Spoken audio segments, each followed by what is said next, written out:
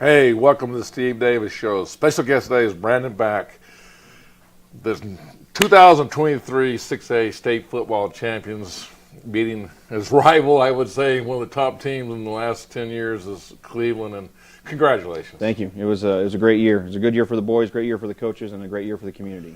Well, let's kind of go back to the beginning of the season. It wasn't a great start.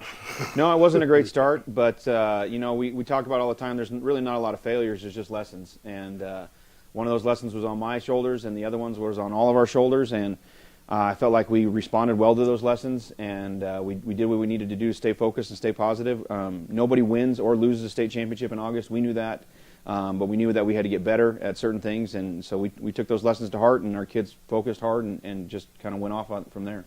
You know, you and I had a conversation. You may or may or not remember we were doing some things at your school, and I asked you, and you said you were young, okay, but you liked your youth, okay, yeah, and I took that very literally. I took that and I watched your progress over the next, until today, and your youth came through. Yeah, they did. Our youth is very talented, and we knew that these kids could make big plays in big situations, but they had to grow up, and our offensive staff made sure that we tried to protect our kids as much as possible to give them the opportunity and the growth and space to learn and grow, and they did that, and I felt like our boys really made big strides throughout the year. But it's good to be young and good at the same time, and that's what we had this year. And, losing earlier in the year to them, and then losing to them in the state championship, that gave you motivation. I mean, it's common sense. I mean, it just seemed like they were focused going in. I mean, I would have loved to see y'all's practices. They were just every kid was like focused on every detail that you were presenting. We tried. Is that correct? Yeah, we tried to, because our big motto is you got to have good Mondays to have good Saturdays or good Fridays, and our big focus is making sure that we do what our job is. And you'd be lying to yourself if you didn't say that playing Cleveland didn't have a little bit of extra to it, because the last two times we played them, they were able to get on top of us. Once in a state championship, and we always knew that we have the same abilities that they have, and we can play with these kids and whatnot. And to come out on the wrong side of it on those last two times was hard to swallow. But our kids just stayed focused through the week and just got better each and every day at the things that they needed to get better at. And it was a great Saturday. Even with the turnovers we had, it was a great Saturday. Well, speak before the Cleveland. I mean, you had to get there. You got to get there first, yeah, right? You had to get there first, and I think you took care of your business, and there's people didn't think your district was that strong. I mean it is what it is, yeah. but you took care of business during your district. Yeah, we did what we needed to do in district. It's always good to come out as a district champ and to win those things and to get that trophy. But our district team, Sandia is a great team. El Dorado's got some great talent. Farmington is a tough team. It's a tough place to play at. There's a lot of great things. West Mesa and Elijah Brody, I mean, come on, that kid's one of the best athletes in the state. So our district has a lot of great talent, and we knew that it was going to be a hard district to get through, and we had to fight each week to make sure we're staying focused on that week's opponent and not looking beyond into something bigger or something next. And our kids did that each and every day, but it's a tough battle. There's no easy games to get there, no matter what the score looks like. It takes a lot of hard work, takes a lot of preparation, takes a lot of great execution to get there, and our kids did that week in and week out. That's well said. I mean, if you haven't coached, yeah. It's everybody thinks on paper it's a walkthrough, but it's the preparation, and then the biggest thing is keeping your mindset and taking care of on a weekly basis. It just it starts with us, with our coaches, our coordinators, Coach Marcelli and our offensive staff, and then Coach Hurley and our defensive staff. Those guys spend, I can't even tell you the number of hours that they spend watching film, preparing, talking to these kids, making sure the position coaches know what they need to do. They're just great leaders and great men for these kids to be around, and they're the ones who put this game plan together, and they're the ones that kind of see it through each and every day. And then they're the ones that don't get as much as credit as deserved, because they're the ones that really make some big, tough play calls in certain situations. And if you look at our defense, you take away a couple of those turnovers, especially one where we gave them kind of a short field. We kind of gave away some points there, and our defense just played absolutely lights out. Kind of with a chip on their shoulder because everybody's kind of overlooking them. But they stepped up, they did what they needed to do, and our coaches just day in and day out have been the guys that just make sure that our kids are where they need to be and get the job done. you make a great point. And you think about Frank Castile and his coaching staff. Your coaching staff takes a lot. If they're good, it takes a lot of pressure on you, where you can handle a lot of things that are just not coaching. Yeah, our coaching staff is not good. They're great. You start on our offensive staff. We have two of the best offensive coordinators in the state. I'll put those two guys up against anybody, and you can ask any coach in the state. If one of those guys came open, they'd hire him in a heartbeat. And Coach Elabadio and Coach Marcelli. And for them to be able to work together and to get a game plan together, one likes to throw the ball one likes to run the ball together, and the way that they work together just is a great reflection to these young kids about how it should be, how you communicate, how you have different sense of opinions, and how you come to one goal, one mindset, and one game plan. That's the example that these men set for these young boys, and it's special to watch. And then on the defensive side of the ball with Coach Hurley and Coach Perea, those are really kind of our two guys that we lean heavily on the defensive side, and they work hard to make sure that game plan is put in place every single day, and to watch the personalities come together and work together in cohesion and get the job done, it's a blessing to be part of this community. It's a blessing to be part of this team. Well, I want to ask this question, and I don't mean to catch you off guard. You've won 2 state championships. What's special about 2018, and what's special about now, and how would you? They're so different. Right, different kids, different mindsets, different personalities. What's special about it is that you're able to finish the race like you had started out. That's the big thing about it. Each year is special and unique. I had a parent ask me, I'm 25 years into coaching, and it's my 20th year at La Cueva. It's my 10th or 11th year as the head coach. And she asked me, do the senior classes just blend together? And that answer is no. The senior classes are unique and they're special, and I love each and every one of them because their personalities and their traits and their functions are so different, and each one is so memorable. And it's just a blessing to ride through with the senior class and be able to finish it. But it's funny because in 17 we lost in the championship, and in 22 we lost in the championship, and then we won it in 18 and 23. So it's unfortunately been our mantra the last times we've been in there. We lose the year before and win it the next year, so we're hoping to erase that. But it's those classes that we lost. Now, right. Those classes that we didn't win it on, I'm just as proud and sometimes even a little bit more proud of what they accomplished, because I've been in 2 games my entire coaching career where I can say that we left that field and gave everything we had. Nothing. I mean, our boys had nothing left. Our coaches had no other answers, no other schemes, no other things that we could try. We literally tried everything. We lost both those games in a war in both those situations, and I'm so proud of those guys. Even though we came up with the red trophy instead of the blue trophy, it's special to get to that point. It's special to practice on Thanksgiving. It's special to have those weeks and those memories in that class. But each class is unique and special, and each championship is a great opportunity. But it's a great year. It's fun. It makes Christmas a lot better when you're shopping for championship rings, I'll tell you that. I'll tell you what, we're going to go to the Everguard Roofing Top 10 Plays of the Week, come back and talk more La Cueva football.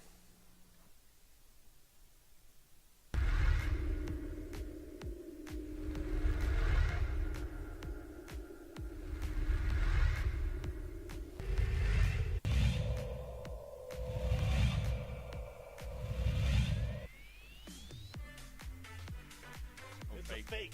They have a man. It's a conversion on the fake. It's complete out wide to the big tight end, David Butler. And it's a Rams first down.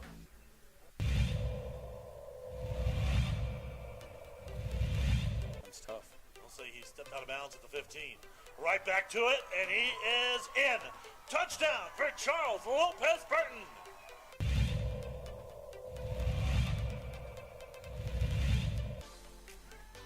Rivas has some time. Josiah Mitchell, it's intercepted. Touchdown. It'll go the distance, and Jared Meechan.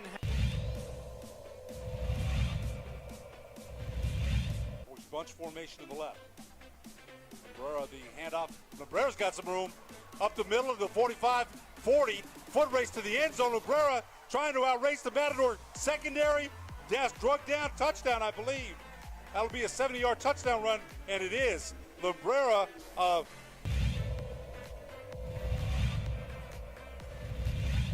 alongside. We expect to be a low-scoring game. Garcia has a lot of speed. Garcia is gone. Nobody gonna catch him. Touchdown Vikings. Daniel Garcia with breakaway speed. Yeah.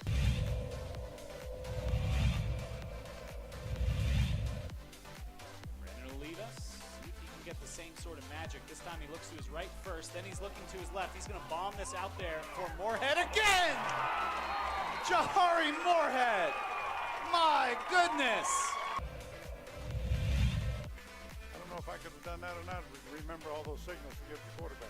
Rivera throws over the middle, intercepted. Guess Third who is that there's is? Megan Posa. Guess who that Megan is? Posa. Posa down the right side, still on his feet down the left side now, cuts it back up to Haas. Posa may score. Posa still on his feet, dragging a tackler to the end zone, dives in, touchdown, I believe. Let's see, touchdown. That has to be a Megan touchdown. Posa.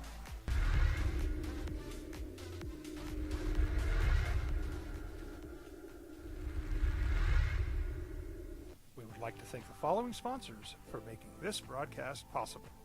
For over 20 years, Evergard Roofing and Solar has been committed to customer service. Locally owned and operated, Evergard offers both commercial and residential roofing and solar services. For more info, please call 505-821-9543. Evergard Roofing and Solar are proud supporters of ProView Sports Network and New Mexico Youth Athletics.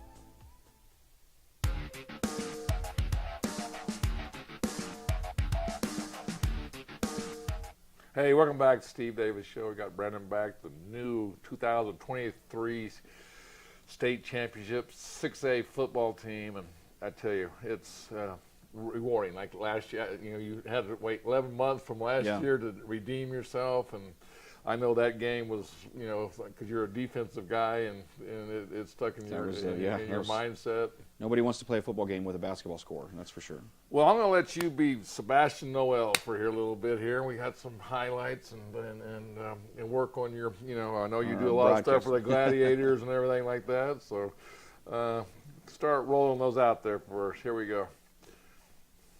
Well, this is, Cleveland's got such great firepower in a variety of different positions, but we were trying to put Mason Posa covering the slot. That's Waddle for Cleveland. He's their best, most talented receiver, but gives us the turnover, gives us the ball back, and then you get Cam Dyer just kind of doing Cam Dyer things, finding space on third down, being able to scramble for a big first down there in a situation where we needed to keep the ball moving, keep the chains rolling from there. And then Cam Dyer on his ability to blow the top off with Tanner Montano down vertically, down stretching it vertically as best we can. Tanner's a sophomore, one of the fastest kids in the state. And then this is a big touchdown for us because Cleveland usually doesn't give up touchdowns in the red zone, especially within the 5-yard line. And for Cheeto Lumbrero to find space and open space and get his touchdown, it's a big opportunity for him. But our defense was a swarming defense all day long, being able to track down quarterbacks and running backs in the open field and make big tackles. And then you got Cam just doing Cam things here. He finds a crease, and once he gets a crease, he's gone. And it's 80-plus yards for a touchdown. And he was able to do it kind of in back-to-back plays to give us the lead, and there was no turning back from there. And then Cam again on a little quarterback read here, back up on basically the same side, able to juke out the safety, and then hits that second burner, that second after drive, and he gets it into the end zone better than most, which is a special athlete to have here. And then coming out, opening up halftime. This is the first play out halftime. First play, 5 seconds into the second half after kickoff, and Cheeto Lumbrero, straight up the gut, straight up the middle. His explosiveness is just underrated because people don't often see him with Cam back there, but his ability to blow the top off and make big plays and give us a 2-score lead going into the fourth quarter is a big deal. And then our defense being able to come up with big stops when we need it. 3rd and 8 puts us in a fourth and long situation here and gives us the opportunity to get the ball back. And then Jackson Hicks, our wide receiver core has a great wide receivers in a variety of different positions. And so when our wide receivers get 2 or 3 catches, it's a big deal. But this play was a big play for Jackson. But this is the play that we had practiced for the last couple weeks. Is really a 2-point conversion play for us, kind of sneaking the tight end out and having him hidden behind some other guys after a rotation and whatnot. But our offensive staff was able to find those little wrinkles in those plays and give us the opportunity to win big plays in big situations and put up a lot of points. And I'm watching this, and I'll speak on that. Hasn't happened to Cleveland. I mean, those are 4 plays. I mean, I haven't looked at their stats, but I'm telling you that they haven't had those type Yeah. of runs in a Explosive long. plays are hard against good defenses, but when we got explosive athletes on our side of the ball, we knew what we needed to do, and those guys just made big plays when they needed to, and they counted. Thoughts going into the game. A little bit of snow. No, Yeah, it was a little bit of a mess to start with. There was snow on the turf, and they were having some conversations about what they could do to clear it off. But they finally got it figured out and delayed it a little bit. But we got the snow cleared off, and it ended up being a pretty decent weather day. The third quarter was a little windy and cold, but I thought the weather held up pretty nice after the morning snow. But it was a fun environment to be in and a fun game to be a part of. Is that you don't have enough on your plate, then you have to worry about the weather Right, yeah. because I know I was on not on your scale, but the MMA called me and said, "Hey, we're moving the field in Santa Fe. We're moving it to St. Mike's," and about 30 minutes later we're moving it back, and so I'm going, and then. My other crew had to, they were going down to Portales and Artesian, and they took different routes, and they took another 30 or 40 minutes to get down. So it was Saturday morning was an interesting time for sure. There was a lot of holding your breath and waiting for all those games to figure out what was going to go, but they all ended up turning out right, and it was a good day. You said something, and I didn't, Tommy. Practice on Thanksgiving. Talk about that. It's it's special. Now the state championship is during Thanksgiving weekend. It used to be the semifinal week, but so few teams get that opportunity to practice on Thanksgiving. And you talk about the day as in general when you're supposed to sit there and reflect and be thankful for the things that you have in your life, and to have that ability to practice on that day is a special. We invite our alumni out. We have alumni come and watch practice, and we have bagels and stuff in the morning, and it's just very few kids get that opportunity. Very few coaches know what it's like to have to practice on that day or get to practice on that day, and the ability to what that means for what you're getting to do in the future. It's a special day. It's a special unique time. The families love coming out and watching it. It's a great day to start Thanksgiving. It really doesn't kick off till lunch anyway, so get the practice out of the way in the morning and have these kids. Did you start real early, or did you start? We start at 8. Bring them in at 8, and we only practice for about an hour and a half, and we go through our stuff. And then you get to see all the alumni and all the guys who've been on that day before, who've played in those state championships. They get to come out and watch these kids and see what the next generation looks like. So it's a unique experience, and it's a joy to have that ability. And we're going to have your after the word speech after the break, but after you win that, what were your emotions like, and reflect on when that clock finally ticked down to 0. Yeah, when it didn't take till it ticked down to 0. I'm not going to lie to you. I'm always holding my breath. And, one of our coaches was telling us, "Coach, they got to score 3 touchdowns." And I was like, "I know, but it's still only 2 minutes. Just shut up." And but it's relief is one thing, but just pure joy and excitement for these seniors. We tell the kids all the time, the coaches get the opportunity to come back and coach another year, but these seniors, this is it. The overwhelming majority of them, this last time they'll put a helmet on. And to go out as a champion, to go out on top is a special thing to be a part of. And it's pure joy for the families, the communities, the administrators, the coaches, the kids, everybody who's poured out into a state championship. People don't often think about all the other stuff that happens to get to that point. But if you don't have the support of your community, you don't have great administrators, you don't have great coaches, you don't have great booster club members, you're not going to be as successful as you should be or you can be. It takes so many pieces of the wheel in order to get that thing rolling in the right direction. And without all of those pieces, we wouldn't be nearly as successful. So it's just a pure joy moment. We're going to go to a break, and then we're going to come back with your speech, or after the game. But hey, I just want to tell you, everybody, that wasn't pre-rehearsed. He did all that play. His first time he saw that reel, and he just rattled it off. I just want to say, hey, Sebastian, you better be watching out. Yeah, right. All right, here we go. We're going to come back and come back go to a break and come back with your speech. Don't sacrifice quality and flavor when you're in a hurry. Golden Pride offers ribs, fried chicken, red and green chili breakfast burritos, and Frontier sweet rolls. 4 great locations, or visit us online at goldenprideabq.com. Golden Pride Barbecue Chicken and Ribs are proud supporters of ProView Sports. I was born in New Mexico. I grew up on these streets. I got in trouble here, and I fought my way back in boot camp. I love New Mexico, especially the people. Now I'm using my training, tenacity, and energy to fight for you. I'm Adam Oki, lawyer, fighter, and New Mexican. I was a local athlete here in New Mexico, so I'm proud to support your local athletes.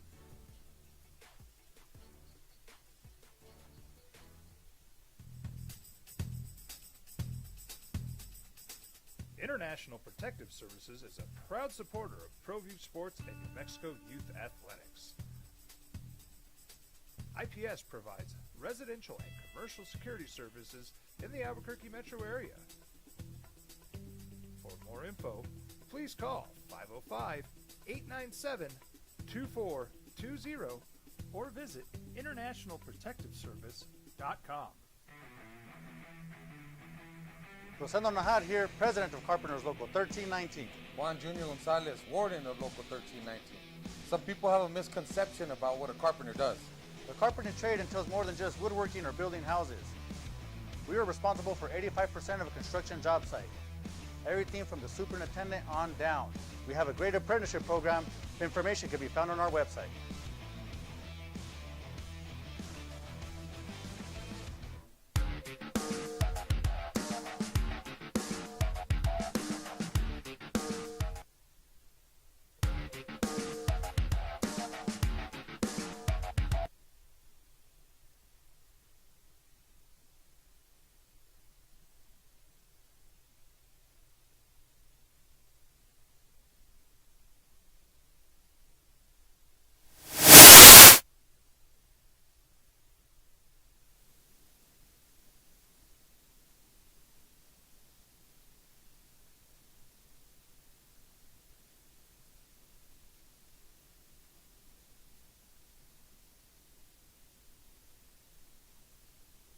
Well, we didn't get to hear Sebastian, and you're hit for technical reasons, Right. and those do happen. And but I don't know if you can remember if you would speak on that behalf of kind of what was going through your mind through that process. You know, a lot of it's talking about the big plays and the playmakers we had. Cam Dyer, Mason Posa, Cheeto Lombrero, Nick Mertz. You know, those guys making big plays in situations like that, and just reflecting on watching those guys make big plays. And when you get to go back, I've gone back and watched the state championship game a couple times now. And just sat there and kind of evaluated some of the things that we can continue to grow on. And when you look forward, you look forward for Cam and Mason and Nick and Cheeto and Tanner, and all these kids are coming back. We got a great crew of kids coming back, and so we're excited about that, and we'll get back to work on that as soon as these guys get done with their winter sports. But one of the unique things that I think for La Cueva, for one of the big schools, is my expectation is that these kids participate in other sports. And I flat out tell them that. You can't just be a football player. You got to go do something else. Go be a basketball player, go be a wrestler, go run track, go play baseball.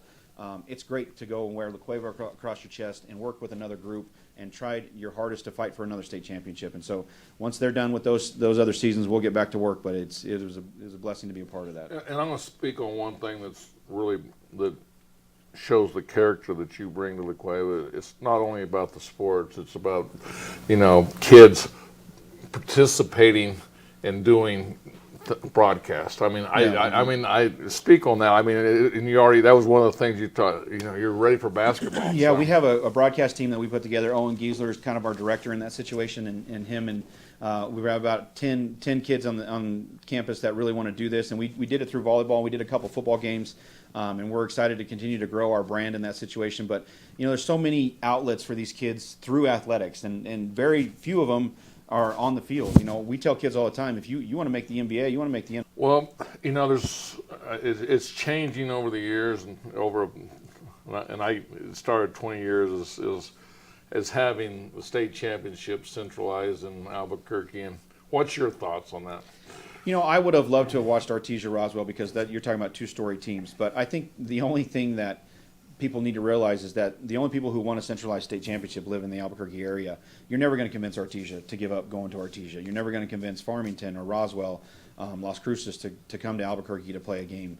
It would be unique for us to be able to have that at UNM or whatever that happens to be. But those decisions are made by statewide, and I just don't think you're going to convince anybody outside the city of Albuquerque to go to that. I would have personally loved to have watched those games. Lovington and Portales, that was a heck of a game. That was a shootout, and unique to see those situations. But The reality of the situation is that decision's made by a variety of different people, and anybody outside the city doesn't want to do that and whatnot. And I will say this: have you been down to Artesia for a state championship game? Yes, I have. Can you imagine that not having that environment down there? So it's it's 6 of one, half a dozen of another. It's unique to have the opportunity to watch all these games in one location, like they do every other sport in basketball, and it's a unique situation.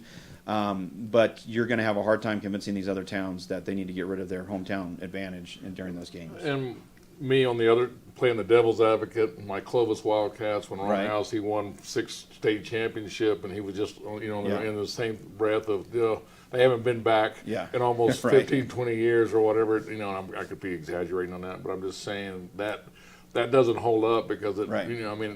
the thought process is that, hey, what, 32 state, or is it 33 state championships for Artesia? 32, I believe. We were able to do that this year, and it was just an exciting time to be a Bear, an exciting time to be part of this community. It's a blessing to serve this community in every asset.